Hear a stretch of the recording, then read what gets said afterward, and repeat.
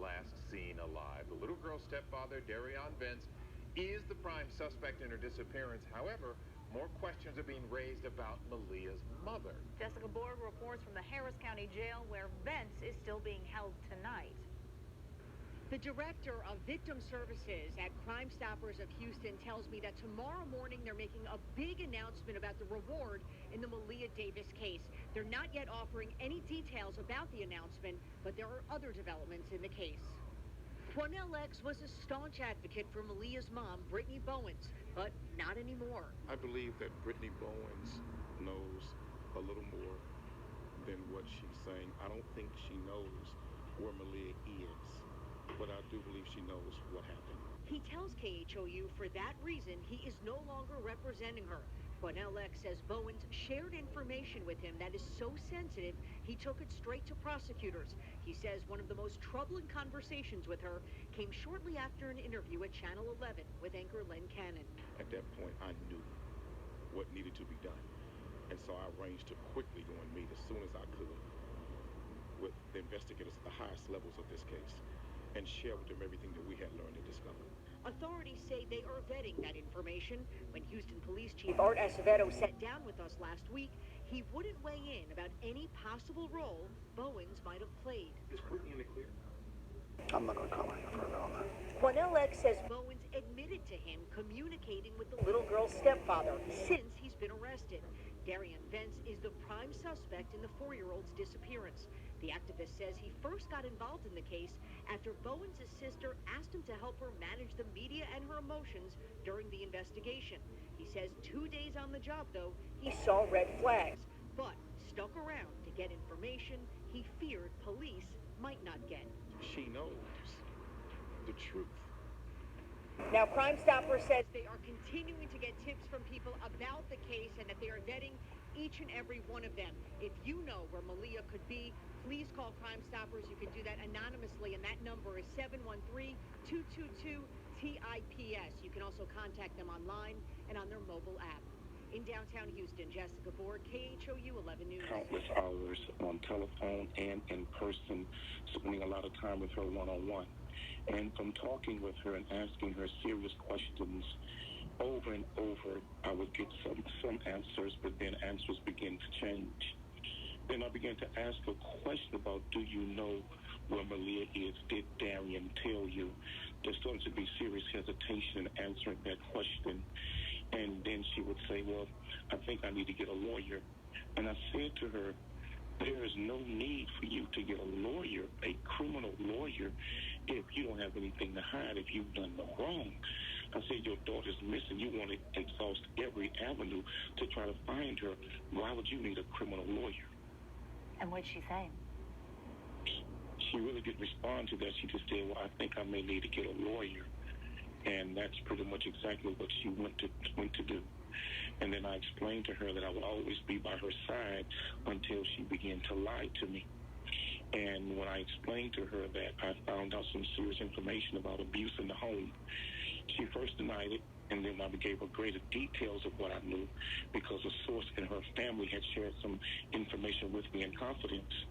Then she admitted, Brittany admitted, that yes, Maleah was being physically abused by the stepfather, and that on more than one occasion she did help cover it up. At one point she felt Maleah needed to go to the emergency room because he had whipped her so bad with a belt, and yet he talked her out of it, saying, I'm not going to take the fall for this. And this happened on more than one occasion. I asked Brittany, I said, did he whoop her when she was sick also? She was a sickly child. And she said yes. Did you ask her why she would have ever left this little girl alone with Darion? I did ask her that. I asked her when I learned that he and her had an argument when she was on the way to the airport and at the airport to go to her father's funeral service in Massachusetts. I asked her, I said, we've learned that you and him were fighting about him sending inappropriate text messages and pictures to another man. And then she said, yes, I have the pictures. And he said, she showed them to me. I said, ma'am, these are graphic photos.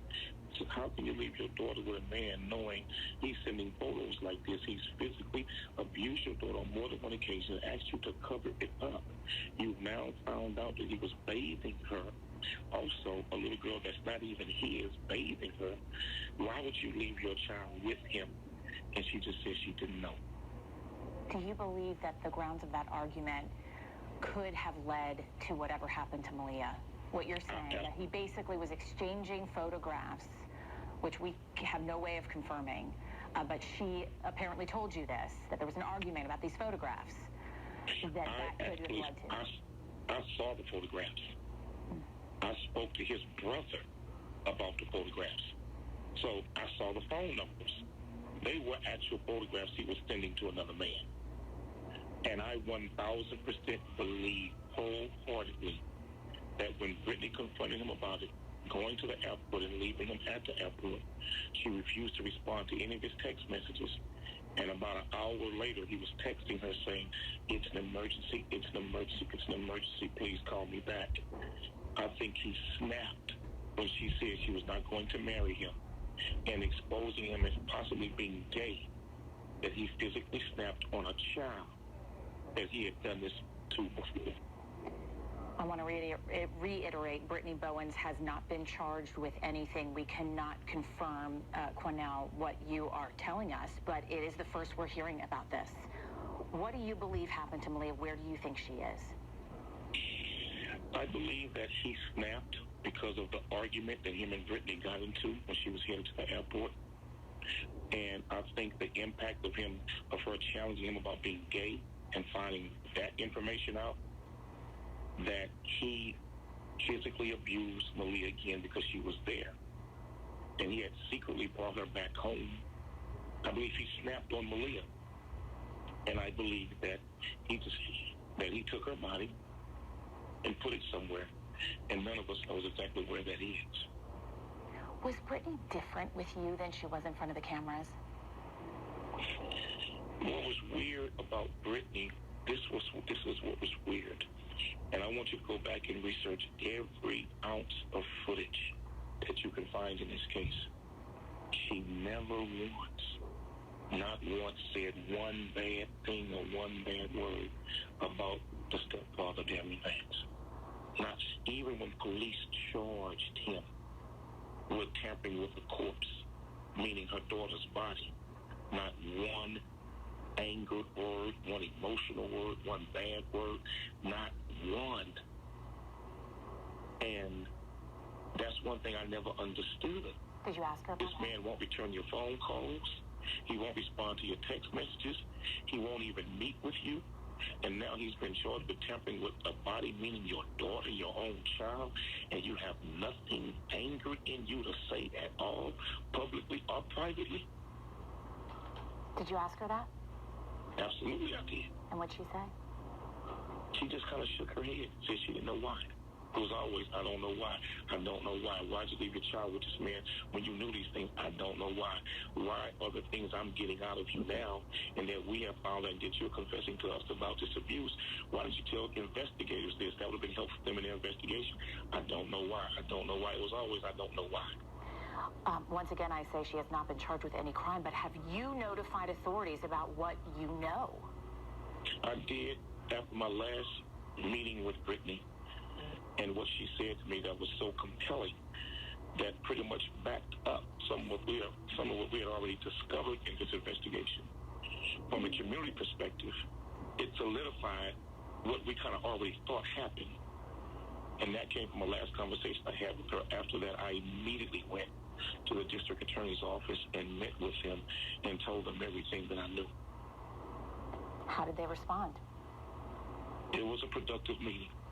Are they going to look into these things? I can't speak for the DA's office. I think they have to speak for themselves. But I find it absolutely impossible that they are not looking into it. Was Brittany being questioned in the disappearance of her daughter? Did police pose any questions that led you to believe that they may have similar questions surrounding what she knew and when? They may have similar questions surrounding what she knew and when. Based on what she told me, investigators asked her, because on the second visit, I instructed her to go down. I spoke with investigators, said she needs to share some things with you that she has not shared with you. And when she came back from that meeting with them, based on the line questioning that they gave her, they are doubting her story also. Where do you think investigators are with finding out where Maleah is? I think a lot of it is dealing with blood testing from inside the home. But I think that we're all everybody's doing everything we possibly can. People have come into the city from all over the world to help volunteer and look for Maleah. Everybody's looking, everybody's following all kinds of leads. And I think they're doing the same thing. They're just following whatever lead they get, trying to find out where's Maleah. Quanell X, we really appreciate your time. Please keep in touch with us. Keep us apprised to more developments, because this is new information that we're learning directly from you with direct knowledge of Brittany Bowens. We appreciate your time. I'm going to bring in HLN.